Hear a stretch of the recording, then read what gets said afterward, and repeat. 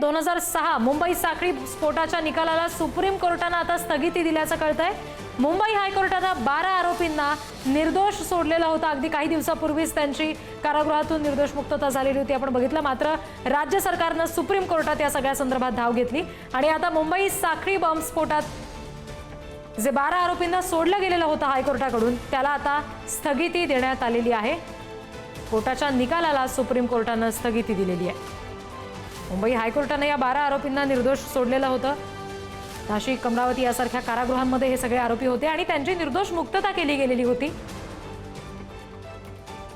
आणि या विरोधात राज्य सरकारने सुप्रीम कोर्टात धाव घेतली। मुख्यमंत्र्यांनी सुद्धा या सगळ्या प्रकरणात बोलताना हा निकाल अत्यंत शॉकिंग आहे असं म्हटलेलं होतं। आणि अखेर राज्य सरकारने आता सुप्रीम कोर्टात धाव घेतल्यानंतर आज त्याची सुनावणी झाल्यानंतर हायकोर्टाच्या निकालाला सुप्रीम कोर्टाने स्थगिती दिलेली आहे। मुंबई बॉम्बस्फोटाच्या साखळी बॉम्बस्फोटाच्या निकालाला सुप्रीम कोर्टाने सध्या स्थगिती दिली आहे असं समजतंय।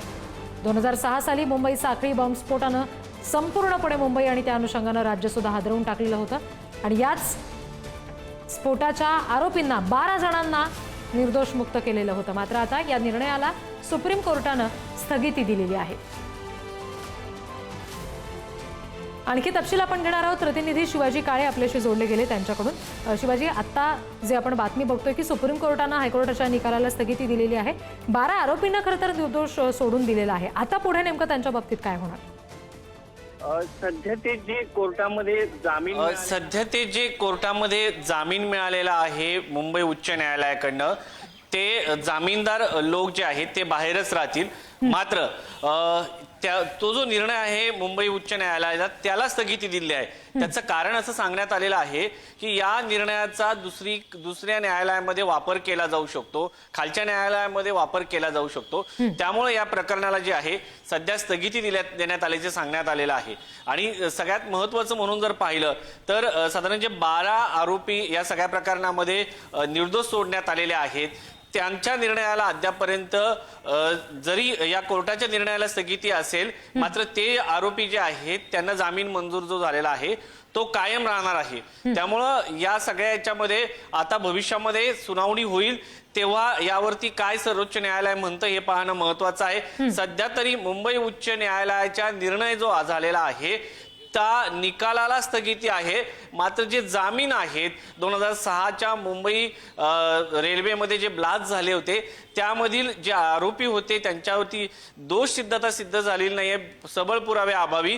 तर त्यांच्यावरती जर आपण पाहिलं तर त्यांना बाहेर ठेवलं जाणार आहे। त्यांना पुन्हा एकदा न्यायालयाने असं सांगितलेलं आहे की त्यांना कारागृहात पुन्हाच पाठवलं जाणार आहे। सर, आज सुनावणी झाली आहे, थोडक्यात सुनावणी झाली, मात्र न्यायालयाने काय म्हटलेलं आहे आणि सरकारच्या वतीने काय बाजू मांडण्यात आली? बघा, राज्य सरकारचा एकच हेतू होता याच्यात। त्यांचं म्हणणं होतं की ही जी बॉम्बे हायकोर्टाची जजमेंट आहे ते दुसऱ्या मकोका ट्रायलमध्ये वापरली जाऊ शकते, तर ह्याच्यात तुम्हाला स्थगिती देणं खूप गरजेचं आहे। जेव्हा हे मॅटर आर्ग्यू होईल काही महिन्यांनी वर्षांनी, तेव्हा तुम्ही तुमचा मेन निर्णय देऊ शकता।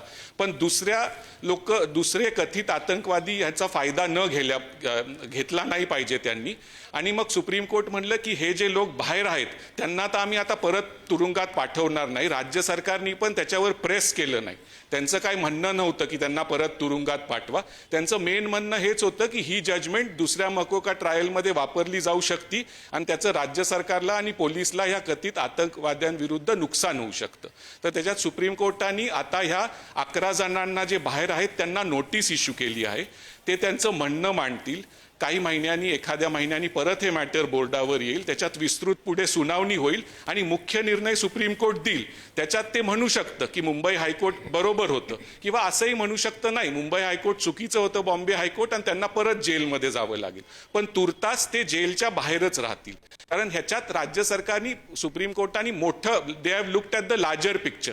त्यांचं काय म्हणणं होतं की ही जर जजमेंट अशी झाली, तुम्ही जर स्थगिती नाही दिली तर सगळेच आरोपी ट्रायल कोर्टात ही जजमेंट वापरतील आणि म्हणतील बॉम्बे हायकोर्टाने असं केलेलं आहे आणि त्यांची पण मुक्तता होण्याची शक्यता आहे। तर तसं होऊ नये म्हणून त्या जजमेंटला स्थगिती आहे। खऱ्या स्थगितीचा अर्थ काय होता या जजमेंटमध्ये की त्यांना परत आत टाका। आणि हे चुकीचं जजमेंट आहे त्यांना परत. पण तसं राज्य सरकारनी पण प्रेस केलेलं नाहीये. सुप्रीम कोर्ट पण म्हणलं आता ते बाहेर आहेत, त्यामुळे परत त्यांना आत येण्याचा विषय तुर्तास तरी नाहीये. जेव्हा आम्ही आमचा मुख्य निर्णय देऊ त्यावेळेस जे काय आहे ते ठरवलं जाईल. म्हणजे आता जे जामिनावरती बाहेर आलेले आहेत आरोपी, जामीन नाही म्हणता येणार, त्यांची निर्दोष निर्दोष मुक्त झालेली आहे, हो. तर ते बाहेरच असतील. हो, ते बाहेर ते 11 जण 12 जण होतं, एकाची कोविडमध्ये मृत्यू झाला. हे 11 जण ज्यांची निर्दोष मुक्तता झाली आहे ते जेलच्या बाहेरच राहतील. फक्त जजमेंटला स्थगिती आहे, कारण ही जजमेंट दुसऱ्या ट्रायलमध्ये वापरण्यात न यावी म्हणून ह्याच्यावर तुर्तास तरी स्थगिती आहे. कधीतरी काही महिन्यांनी वर्षांनी सुप्रीम कोर्ट ह्याच्यावर निर्णय देईल. ते असंही म्हणू शकतात की बॉम्बे हायकोर्ट बरोबर होतं, किंवा ते म्हणू शकतात नाही बॉम्बे हायकोर्टनी चूक केली, आणि त्यावेळेस यांना परत जेलमध्ये परत आणण्याची शक्यता आहे. पण त्याला काही महिने वर्ष लागू शकतात. तर तुर्तास हे 11 जण बाहेरच राहतील. मेन मुद्दा हाच आहे की स्थगिती मिळवलेली आहे, आणि ह्या स्थगितीमुळं राज्य सरकारला फायदा का झालाय, कारण दुसरे लोक हे वापरणार नाही ही जजमेंट. जोपर्यंत सर्वोच्च न्यायालयाचा निर्णय येत नाही तोपर्यंत हे लोक निर्दोषच धरवले जातील, आणि तोपर्यंत हे बाहेरच राहतील का? हो, तसंच आहे ना, कारण सुप्रीम कोर्टाने स्पष्ट केले आता ते जेलच्या बाहेर आलेले आहेत, तर तुर्तास तरी त्यांना फक्त नोटीस इश्यू केली गेलेली आहे. आणि जेव्हा सुप्रीम कोर्ट त्यांचा मुख्य निर्णय देईल काही महिन्यांनी किंवा वर्षांनी, त्यावेळेस ठरवलं जाईल की हे बाहेरच राहतील का परत यांना आत घेण्यात. अगदी शिवाजी, जसं आता सरांनी म्हटलेलं आहे की आता 11 जण हे बाहेरच असतील जे सुटलेले आरोपी आहेत त्यांना. मात्र भविष्यामध्ये या संदर्भातला ठोस निर्णय होऊ शकतो, पण इतर कुठल्या आरोपींनी या सगळ्या जजमेंटचा फायदा घेऊ नये म्हणून तुर्तास या निर्णयाला मात्र स्थगिती दिलेली आहे.